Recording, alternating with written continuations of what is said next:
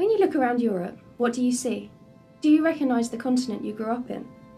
Do you ever wonder why our leaders and authorities stand idly by while our countries are decimated by illegal economic migrants? Do you wonder why the mainstream media is silent when it comes to the truth of what's happening? Do you feel like you're going crazy? I have for a long time seen the realities of what's happening in Europe and decided to find out just what the hell is going on. I didn't like what I found, and you won't like it either. On November the 27th and 28th, 1995, under the Spanish presidency of the EU, the 28 member states, along with 15 other non-EU countries, founded the Barcelona Declaration. What's that, you say? You've never heard of it? Well, of course you haven't, because this single agreement is solely responsible for the destruction of Europe. So what is it?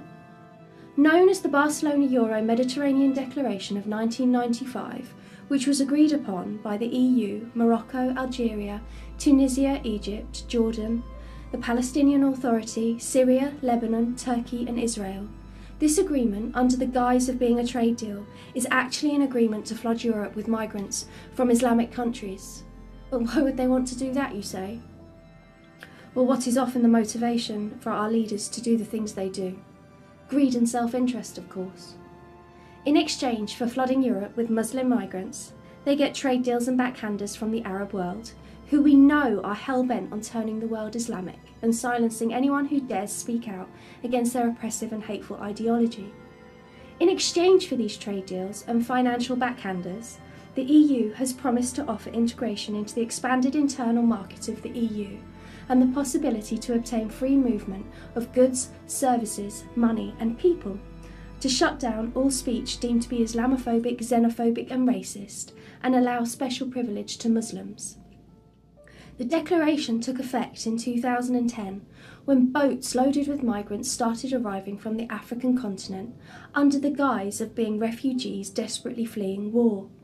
The media exposed us to images of dead children on an almost daily basis to evoke the emotion and sympathy with their plight, while at the same time distracting us from the reality of what was actually being played out. 2010 was the beginning of the end for Europe, and it has been in decline ever since. Despite the media's best efforts to keep the truth of the situation under wraps with their refusal to report the realities of the crisis, thanks to social media and the internet, we are able to see daily the realities of what is happening in Europe. The abhorrent rise in sexual assaults and rapes, the thousands of cases of child abuse, the mind-boggling number of cases of FGM. And then there's the acid attacks. It's no coincidence that since 2010, Britain has seen over 1,800 acid attacks, equating to one attack every other day, making us the acid attack capital of the whole world. This phenomenon, along with Pakistani grooming gangs, which have again been ignored by our wonderful mainstream media, unless the perpetrator is, of course, white. Then there's the terrorist attacks in Paris, London, Manchester, Belgium, Germany and Sweden.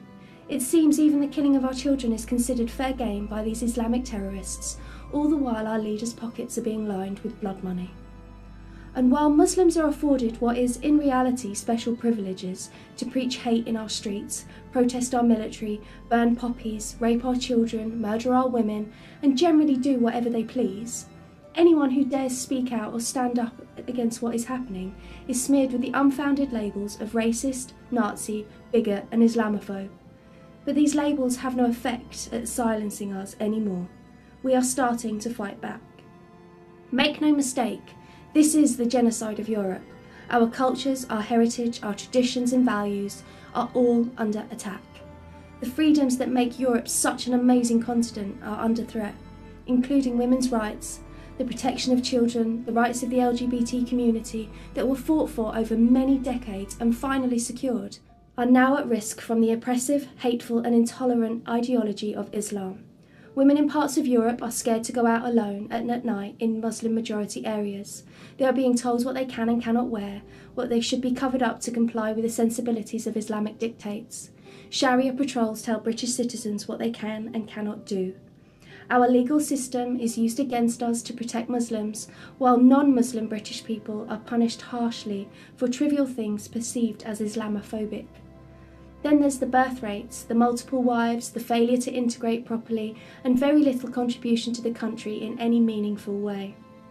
75% of Muslim women are unemployed and will never work or contribute financially to Britain, while the costs of their housing, maternity, birth, healthcare and education for their many children is all paid for by the taxpayers. For 1400 years, Islamic domination has been the primary goal of Islam. Every country that has ever taken in Islamic migrants has changed for the worst.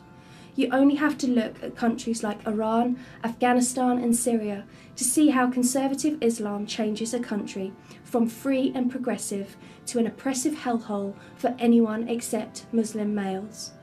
Wahhabi and Salafi ultra-conservative forms of Islam are being imported into Britain at an alarming rate, with over 70 mosques in Britain already, and countless madrasas teaching the next generation of British Muslims about the particular kind of intolerance, hate, oppression, sexism and homophobia that's taught in Saudi Arabia.